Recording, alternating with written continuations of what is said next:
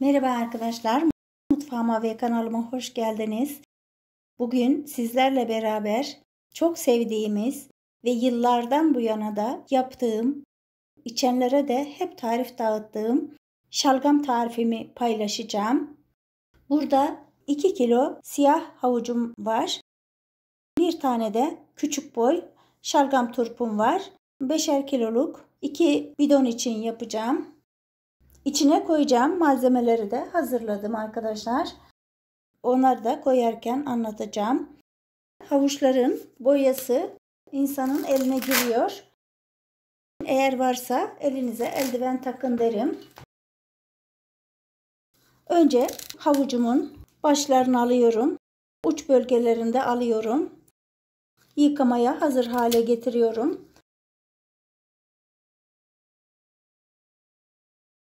Havuç alırken orta boy havuçları tercih edin. Bunların hem içerisi simsiyah oluyor hem de doğraması çok kolay olacak bunların. Başlarını ve uçlarını aldım. Bol suda yıkayacağım.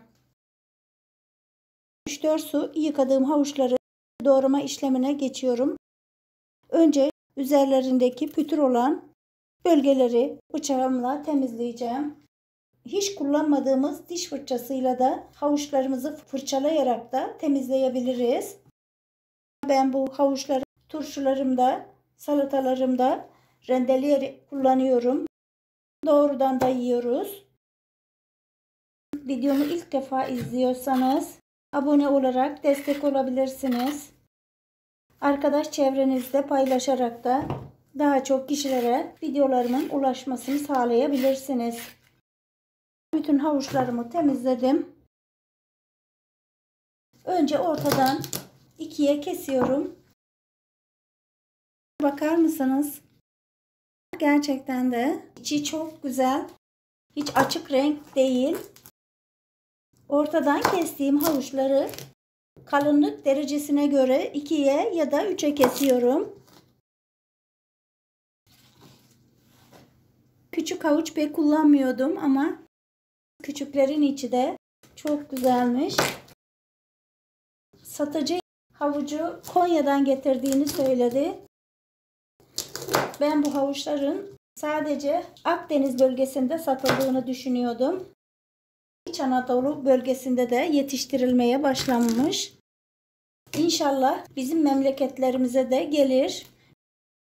Ben Denizli'de oturuyorum. Burada çok fazla üretilmiyor.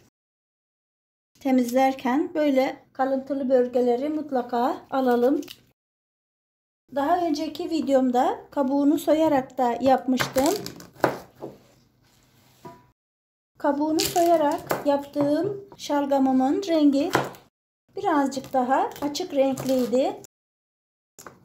Soymadan yaptığım şalgamım daha yoğun ve daha koyu renkliydi.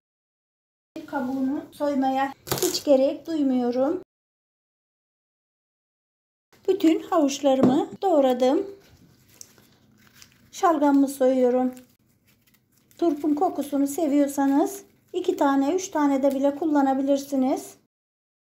Bizim evde turpun kokusu sevilmediği için bir tane kullandım.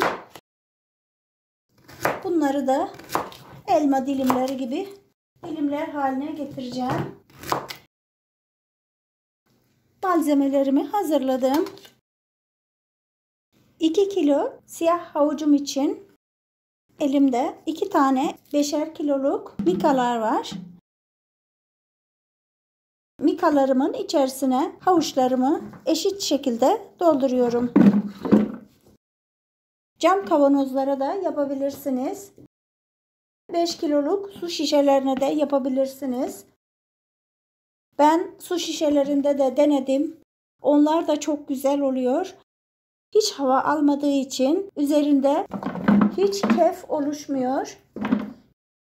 Bulgurumuz ve nohudumuz doğrudan koyduğumuz için dibinde birazcık tortu oluşabiliyor. Sallayarak her birine ne kadar havuç koyduğumu da görebiliyorum. Her ikisine de havuçlarımı yerleştirdim. turplarımı üzerlerine üçer dörder tane koyacağım. İçine koyacağım malzemelerim de burada hazır. Tülden keseler diktim. Hiç kullanılmamış tülbentlerden böyle keseler de dikebilirsiniz. Doğrudan içine de atabilirsiniz arkadaşlar. Sadece biraz dip kısmı tortul oluyor. Başka da hiçbir şey olmuyor. Tarifimde 5 kiloluk bidon için 1 çay bardağı bulgur, 1 çay bardağı nohut, 2,5 yemek kaşığı iri salamura tuz. Eğer acı istiyorsak da 5-10 tane acı cin biber kullanıyorum. Bana bir takipçim, abla biz sadece bulgurdan yapıyoruz, bir de benim tarifimi dener misin diye mesaj yazmış. Sadece bulgurdan yapıldığı zaman nasıl oluyor? O tadı da merak ettiğim için kavanozumun birine sadece bulgur koyacağım. Kesemin içerisine 1 çay bardağı nohudumu koyuyorum. Çay bardağım da 100 millik çay bardaklarından. 1 çay bardağı bulgurumu koyuyorum. Dökülme olmaması için kesemin ağzını sıkıca bağlıyorum.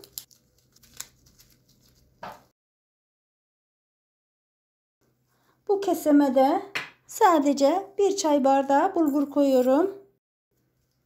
Ağzını sıkıca bağlıyorum.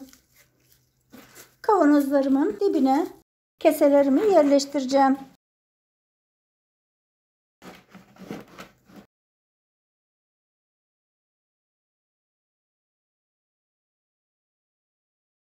Her iki bidonum içinde 2,5 yemek kaşığı iri salamura tuz koyuyorum.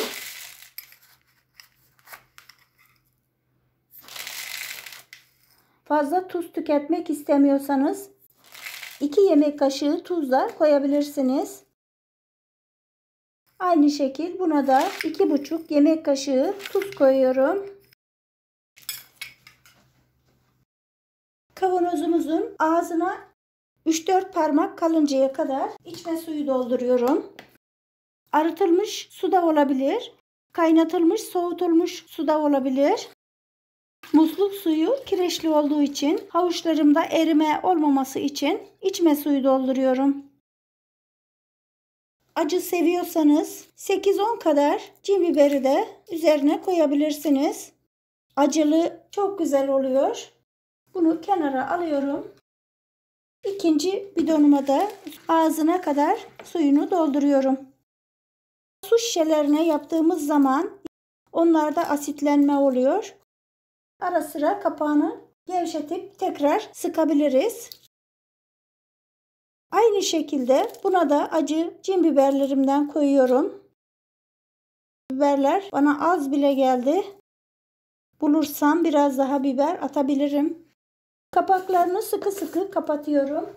Asitlenme olursa kapağını gevşeteceğiz. Havasını aldırdıktan sonra tekrar kapatacağız. Bu kavanozumun kapağını da sıkı sıkı kapatıyorum. Şalgamlarımız hazır arkadaşlar. Bulgur koyduğum bidonuma karışıklık olmasın diye işaret koyuyorum. Bunun tatlarını daha sonra sizlerle paylaşacağım. Ve hangisinin daha güzel olduğunu söyleyeceğim. Nohutluyu yıllardır yapıyorum. Bunu da merak ettiğim için denedim. Buna da bulgur ve nohut koyduğumu belirttim. Çevirerek tuzlarının erimesini sağlıyorum. Daha hızlı olsunlar istersek evimizin içinde, mutfağımızın herhangi bir köşesinde güneş almayan loş bir bölgeye koyalım. Aklımıza geldiğinde şöyle hareket yaptırırsak daha hızlı şalgama dönüşeceklerdir. Hiç ellemesek de zamanla kendi kendine de havuç bütün özlerini suyuna vererek şalgam haline geliyor. Aşağı yukarı 18-25 gün aralığında gerçekleşiyor. Arkadaşlar, şalgamımı kuralı bugün tam 25 gün oldu. Zaten bu şalgamlar 18-25 gün aralığında çok güzel oluyor. Tam içimlik oluyor. Hatta bir aya kadar bile tutabilirsiniz. Şimdi bunları tekrar sizin yanınızda açıyorum.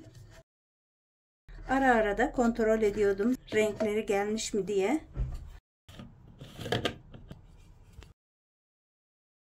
Bakar mısınız arkadaşlar güzelliklere? Bu kapağında biraz kırıklık varmış kenarında. Onun için kavanozum hava almış. Küçük tortu taneleri oluşmuş. İçim için. Onlar da hiç önemli değil. Bu kavanozumu bulgur ve nohut karışımından yaptım. Bu kavanozumu da sadece bulgurdan yaptım. Şimdi her ikisinin de berraklığını size göstermek istiyorum. Çok güzel, harika görünüyor. Şimdi bu kavanozumun berraklığına bakıyorum. Renk olarak birbirlerine çok benziyorlar. Ben bunları tat olarak çok merak ediyorum arkadaşlar. Her ikisinin de tadına bakarak size hangisinin bana göre daha lezzetli olduğunu söylemek istiyorum. Bir de bundan alıyorum. Her ikisinin de tadına baktım arkadaşlar. Gerçekten çok güzel olmuş. Ama bana göre içerisinde hem bulgur hem nohut olduğu için bunun mayalanması daha güzel. Bunu daha çok beğendim. Tabii ki tercih size kalmış ama yarım çay bardağı bile olsa nohut koyun diyorum. Kavanozlarımdan bir tanesini süzerek size nasıl sakladığımı da göstermek istiyorum.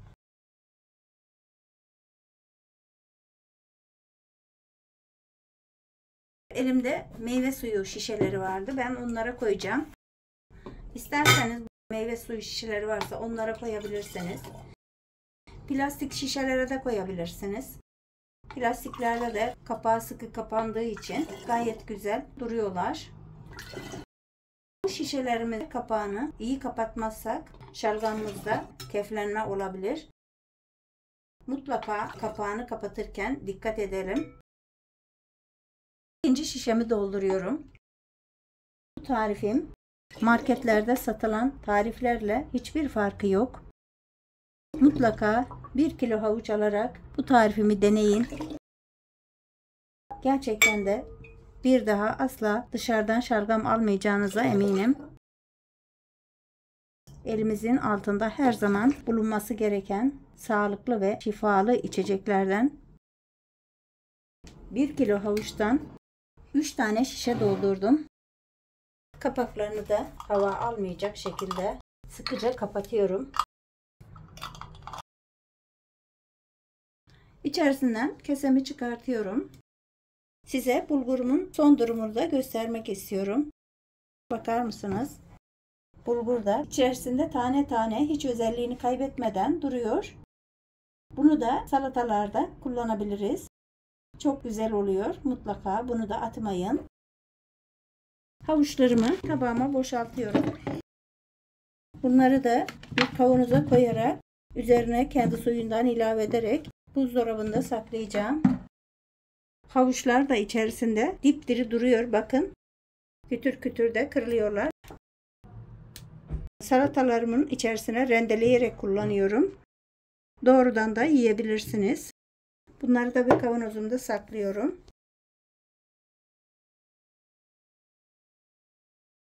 Kavanozuma havuçlarımı yerleştirdim. Hatta turplarımı bile yerleştirdim. Onlar da sert halde durmuşlar. Üzerine kendi suyundan ilave ediyorum. Susuz kalırlarsa üzerlerinde keflenme oluşur. Bunları burada ihtiyacım olduğu sürece çıkarıp kullanacağım. Üzerine geçinceye kadar suyundan ilave ettim. Kapağını kapatıyorum. Bu kavanozumu buzdolabında saklayacağım. Kavanozumdan da sürahime doldurup size son halini göstermek istiyorum. Bakar mısınız arkadaşlar? Bu da çok güzel. Bardağıma doldururken şeffaflığını ve parlaklığını da göstermek istiyorum. O kadar güzel oldu ki anlatamam. Mutlaka ister et yemeklerinin yanına, ister balık yemeklerinin yanına çok yakışan bu şalgam deneyin. Soğuk havalarda dışarıda durabilir, hiçbir şey olmaz. Çok sıcak havalarda buzdolabında saklarsanız daha güzel olur. Beni izlediğiniz için çok teşekkür ederim.